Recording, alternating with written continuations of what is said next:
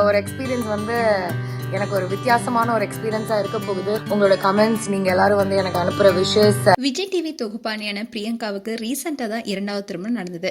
இந்நிலையில் தான் பிரியங்கா அவங்க திருமணத்துக்கு அப்புறமா இருக்கிற மனநிலையும் சந்தோஷத்தையும் பகிர்ந்திருக்காங்க. அந்த விஷயம் தான் இப்போ சோஷியல் மீடியாவில் பேசும் பொருளாக இருக்கு. அதில் பிரியங்கா என்ன சொல்லியிருக்காங்கன்னா, நானும் வசியும் 3 வருஷமா காதலிச்சிட்டு இருந்தோம். இதை அம்மா கிட்ட சொல்லும்போது அவங்களும் சந்தோஷப்பட்டாங்க. எனக்கு ஒரு நல்ல வாழ்க்கை அமையணும்னு அம்மாவுக்கு ரொம்பவே ஆசை. ஸோ இதை நான் சொன்னதுமே உடனே சம்மதிச்சிட்டாங்க.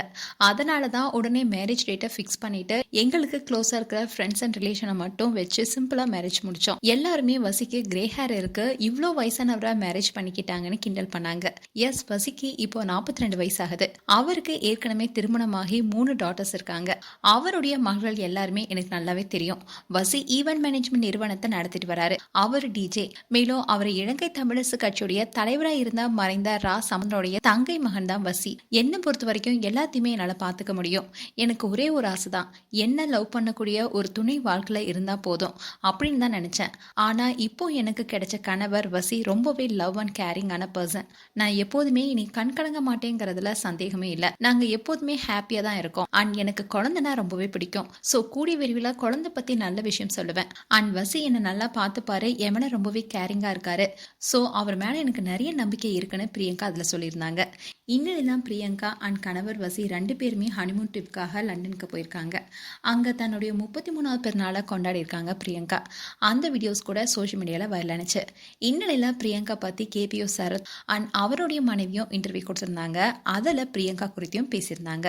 அதில் என்ன சொல்லியிருந்தாங்கன்னா, பிரியங்கா ரொம்பவே ஜாலியான நபராக தான் நமக்கு தெரியும். ஆனால் பிரியங்கா கூட நெருங்கி பழகினாதான் அவங்க எந்த அளவுக்கு சென்சிட்டிவான பர்சன்னு தெரியும்.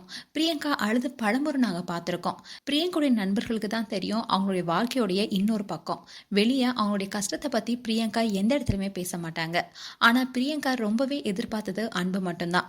பிரியங்காவால் திருமண வாழ்க்கையில் எல்லா விஷயத்தையுமே செய்ய முடியும். ஒரு குடும்பத்துக்கு தேவையான எல்லா விஷயத்தையுமே அவங்களால நிறைவேற்றவும் முடியும். ஆனால் அவங்க எதிர்பார்த்தது அன்பு மட்டும்தான். தான் மேலே உண்மையான காதலோட இருக்கணும்னு எதிர்பார்த்தாங்க.